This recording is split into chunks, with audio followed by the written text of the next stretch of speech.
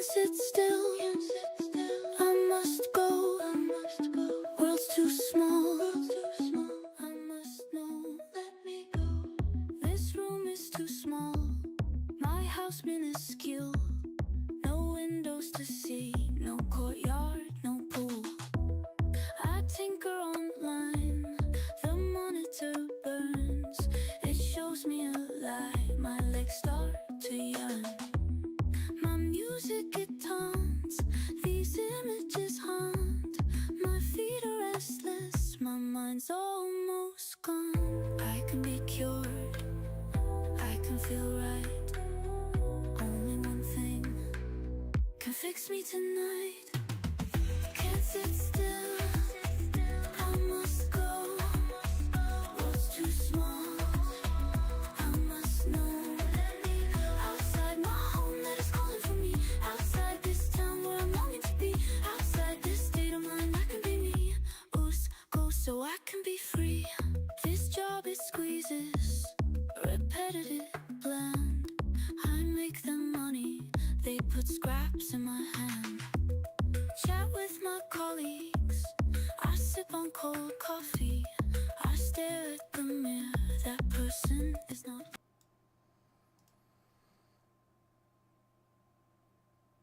Everything hurts.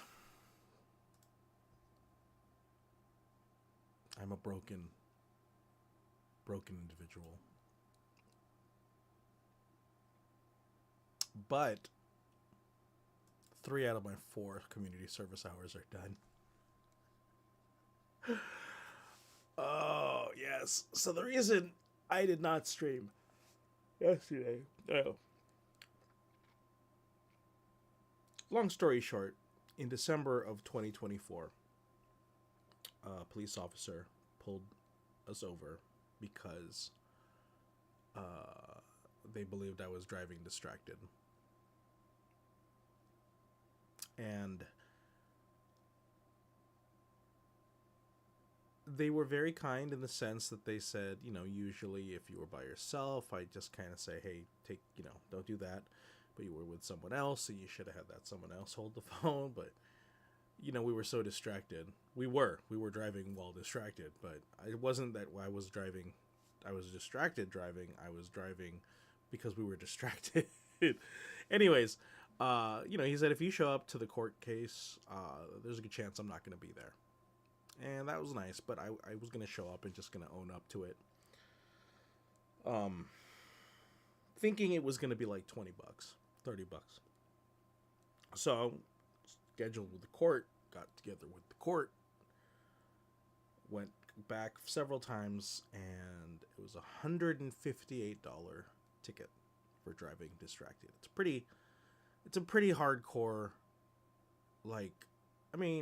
according to the judge, it's the least amount you could possibly get fined, which blows my mind because I thought you could get fined for jaywalking or littering. But anyways, I guess for the severity of the case, that was the $158. And I said, Your Honor, I can't afford that. Do I have other options? Can you lower it? Can you reduce it? He goes, that is the smallest that I can make it for you.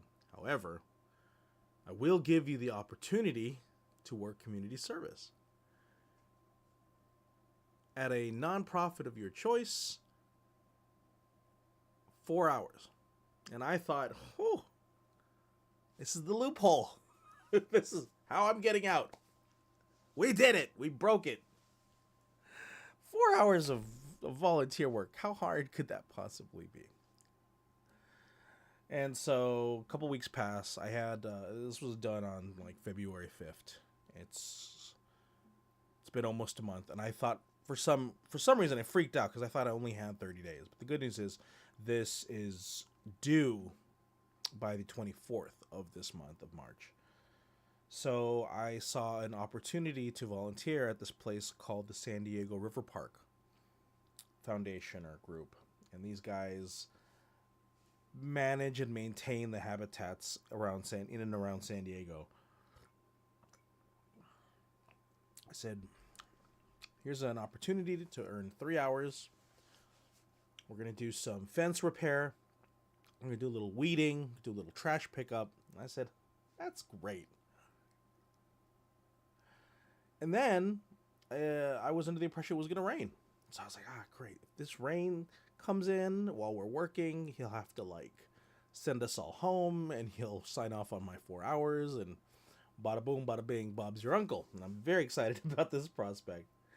So yesterday I gear up, rain gear, pack snacks. I'm excited. Go down to, I believe it's OB. And lo and behold, the volunteers come out. There was probably 8 of us, 9 of us.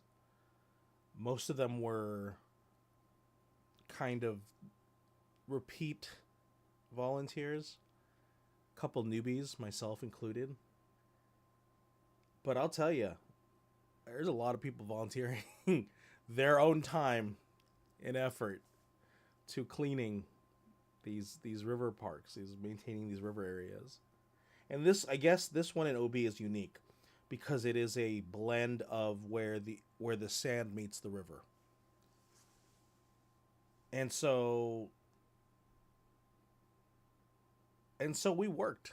Now, to be fair, I could have been a piece of shit, right? I could have been an asshole about it, and just did as little as possible. But I wanted to throw myself into it. I definitely wanted to put the effort in, and that was my fault.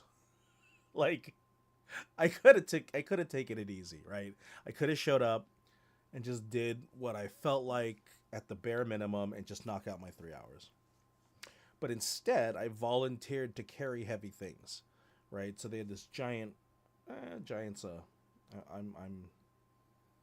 I'm being what's the word? Hyperbolic. It's a large roll of wooden slats wrapped in wire, and these would be the fence replacement slats.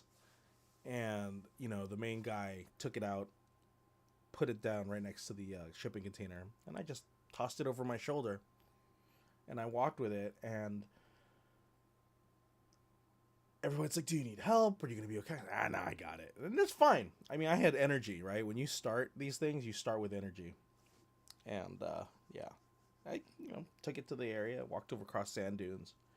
All right, the first thing we're going to do is we're going to look at all these slats, these wooden slats all around the, we're going to look at all these wooden slats on the beach. I want you to replace the broken slats and put in the new slats. All right, fine, I can do that.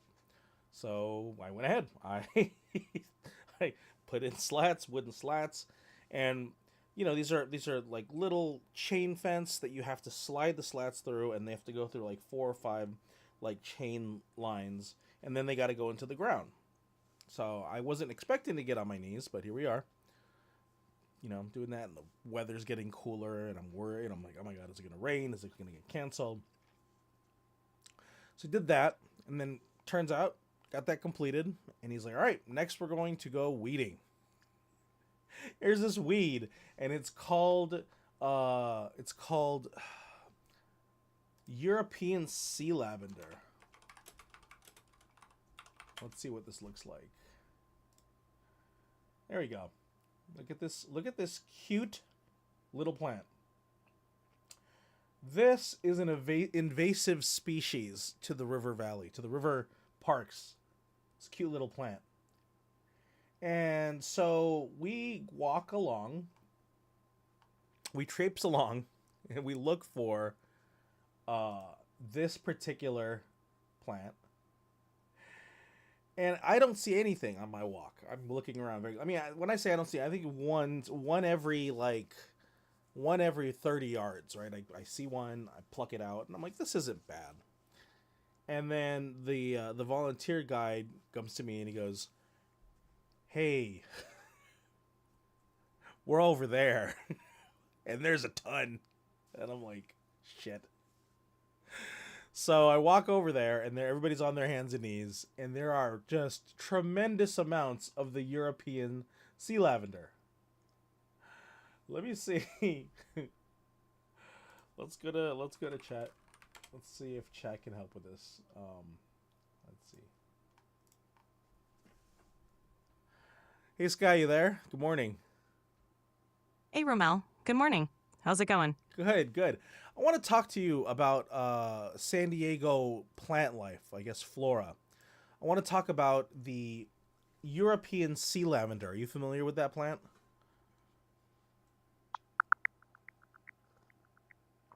European sea lavender, or Limonium duriesculum, is native to southwestern Europe. In San Diego, it's considered invasive. According to the Conservation Biology Institute, it threatens local salt marsh habitats by crowding out native plants. Okay.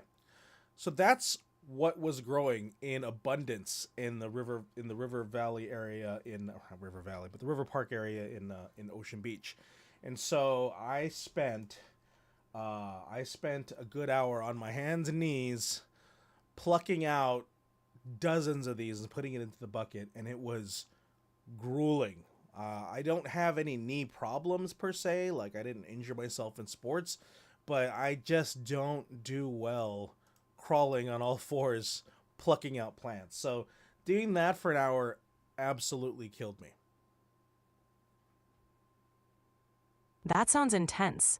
Being on your hands and knees for an hour would be rough, especially with those stubborn plants. It's awesome you pushed through, though. How are you feeling now? I mean, I didn't push through. That's the thing. I asked them, I was like, you know what? I can't do this anymore. My knees are killing me. Can I pick up trash? And of course, they were kind enough to let me do that. So they told me, go ahead, pick up trash. I got a little trash thing, and I started wandering around the river park area. And yeah, I mean, I got like you know how when you have a birthday and one of your mylar balloons goes into space? I found one that landed finally. That was in one of the little river park areas. Found a gross bag of wet bread. That's gross. Found just random assortments of cigarette butts. But ultimately, the area wasn't that bad. But the part that made that difficult was the fact that it did start raining, and I had a hood up, and the hood kept slipping over my face as I was trying to pick up trash. So there's like a handful of volunteers on their hands and knees. They're getting rained on while they pluck through these terrible little sea lavenders, and then on top of that, I'm just walking around clipping trash, but I can't. I keep moving my hood because it's like raining, and I need the hood so I don't have my glasses are covered in water. So we do that for the remainder, like another hour, and so far, that's the volunteer experience, and then finally, and I'll cut you, Sky, so you don't have to keep talking. Um, Finally, I they decide, okay, well, we're done. We've done up to almost 3 hours. We're like 2.5 hours in. In order to finish your work, let's collect our stuff and let's bring it back. So I start walking back, and I notice that one of the guys is dragging a bag. And so I came up to him like, "Hey, do you want me to get that?" And he goes, "Are you sure?" And I think "Are you sure?" is probably the biggest hint that I could have taken that this wasn't going to work out for me. So I lift the bag over my shoulder, and it is crazy heavy. Like, it is so heavy that because it was raining, it keeps slipping from my hand. It's just freaking. And on top of that, we're walking across sand dunes. So I think it's like an 80-pound bag of weeds and sand over my shoulder, and it's just slipping out. So all the volunteers show up with their buckets, and I'm scooping just handfuls of weeds. I'm plucking it or dropping it in their buckets. And I take probably 30% of that bag out. I still have to carry it though. Everybody's buckets are filled. So I'm probably holding on to 60 pounds, 50 pounds on my shoulder. And I'm trudging through the sand dunes, and it's raining. And it was probably 100 yards, right? It was a football field to walk across. I'm probably exaggerating, just probably felt like a football field's length. But I walked across the sand dunes with a bag of trash weighing 60 to 70 pounds. And finally got to the dumpster. And so we dump everything. My lungs are on fire. I'm exhausted. My knees hurt. My shoulder hurts. I'm breathing like I'm losing my breath. And I go up to the tour guy or to the volunteer lead, and I'm like, "Hey, listen, I have this is court ordered."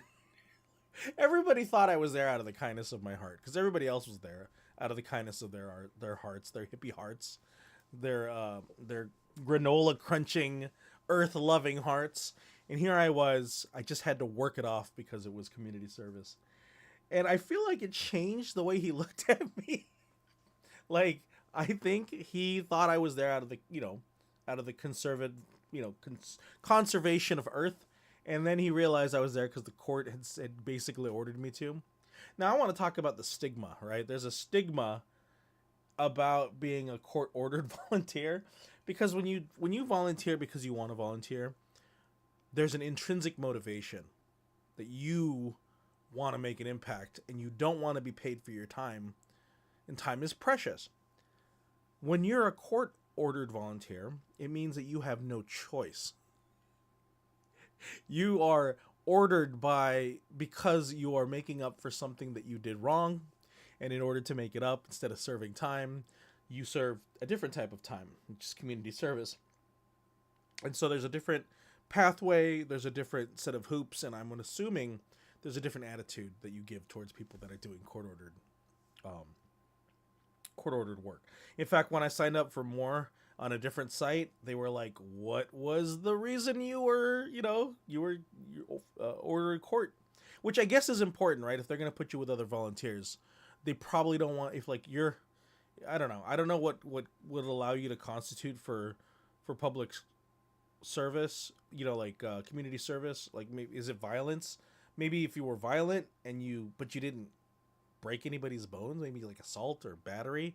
Either way, they do need to know why you why you were ordered by the court. Mine was lucky. The judge was very, very chill about it. He goes, "Any nonprofit of your choice. I just need a tax ID on letterhead, and that's it."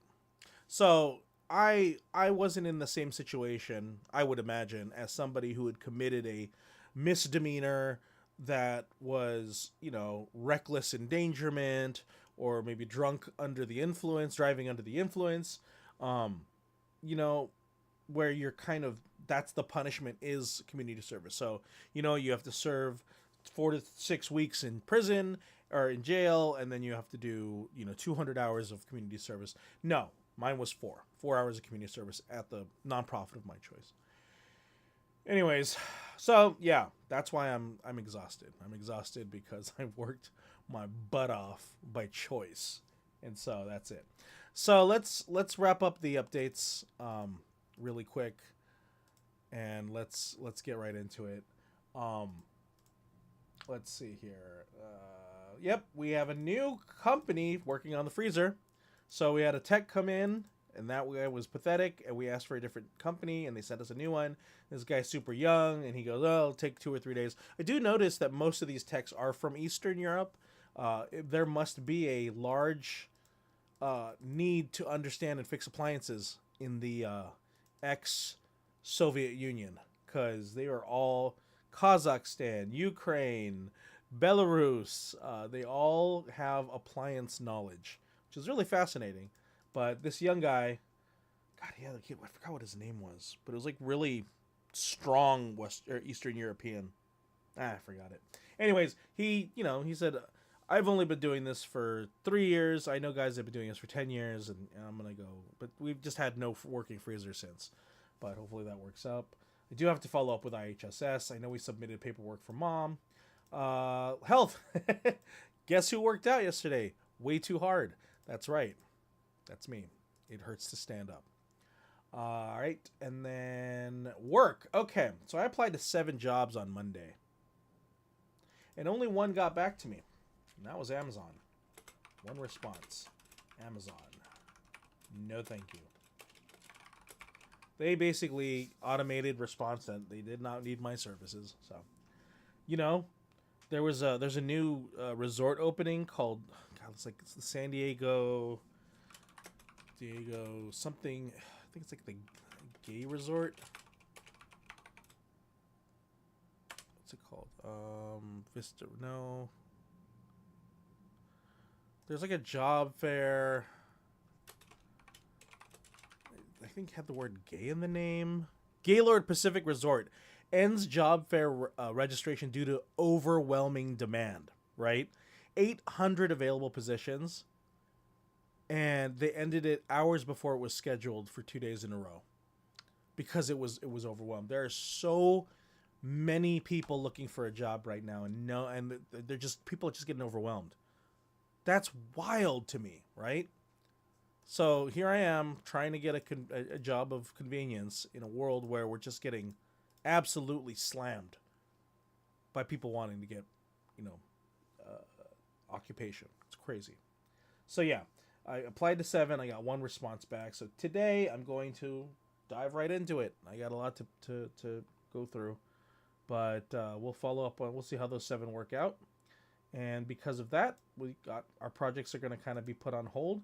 So let's go ahead and review the channels real quick because it's really important to see where we're at. I know I'm not thinking anything's doing really great. You know, since I put out that last day 6, my brother told me that the day 6. I'll get there in a second. So let's go to Food Sleuths really quick. Food Sleuths is still at 32. The latest episode, let's see here, your videos. The latest episode is performing at 97, which isn't bad. You know, it is the second highest video on that channel, 97. But once again, I mean, I'm 5 or 6 videos in, I'm getting 97 views. It's pretty rough. But yeah, so that's good for Food Sleuths. But nothing's changed with the subscriber counts. So we'll put that down. Let's take a look at Melzworld Odyssey. So Melzworld Odyssey, my brother watched it with his with my sister-in-law, with his wife, and they basically said that my pacing was way too fast. And let's go ahead and update the subscriber count to 4, and we'll say that this episode is complete. So yeah, we're gonna go to the episode itself. Route 66 there we go. So we'll go to dashboard content. Yeah, so right now the episode's sitting at 67 views, which is not like it's half the size of the normal performing episode, which is rough because I think it would be in the list of all 1, 2, 3, 4, 5, 6 episodes. It is the second lowest viewed episode, and that could be the fact that the pacing was too fast. That's too bad. Yeah, but either way, I got to pause on it while I look for a new job. So, okay. So as far as projects are concerned, things are going to be on hold until I can find a stable job. 7 jobs were applied on Monday. Today, that's roughly the goal. We're going to try to hit that number again, and then we'll see what happens. So, okay. Let's see if there's anything else. I think we are good. But thanks again for tuning in, Kitas. I know it is hard to find a new job, and I appreciate you popping in again. It's always a pleasant surprise to see you. But yeah, it is. It's rough, and you know how the job market is, you know. And I'm glad that you're working over there, but make sure you swing by Buc-ee's for me, okay? Get yourself a brisket sandwich. Eat one in my honor. That's cool. Well, I appreciate it. Anyways, so yeah, make sure you swing by Buc-ee's. It's a good place. And thanks again for tuning in, and thanks to everybody else. I really appreciate you. You know, I hope I can give you a more positive update tomorrow, but today I'm just gonna sit in my chair and heal, and then try to see if I can knock out another 7 to 10 applications, and really just hope that I can secure something. You know, and I know the heat's not on yet, but you can see it in the distance, right? It's one of those things where you see the meteor coming in, and you know that there's a certain amount of time left before it hits the Earth, and I'm right there right now, and I'm trying to figure out how to stop it. So, anyways, other than that, I think we don't need to talk to any of our AIs at this morning. We discussed all of the items regarding invasive plant species in San Diego, which is why I know you tune in for invasive plant species. But big shout out to the San Diego River Parks. They do run a good operation. I mean, the fences that I repaired was not nearly as much as I could have. So there's good upkeep. But one thing I did want to mention before I end the stream is when the volunteer opportunity is sexy, those places get a lot of attention, right? When the volunteer opportunity is where you can watch beautiful wildlife along the beaches, you're doing hard work, but the view and the environment, you're gonna get a lot more volunteers. What's more interesting are the volunteer opportunities that are not as glamorous, right? Because people aren't chomping at the bit to get into those places. Like Lisa was telling me, Humane Society, everybody wants to pet dogs and cats and hang out with animals, and so it gets harder to find opportunities there. But, you know, cleaning out homeless encampments, that's not...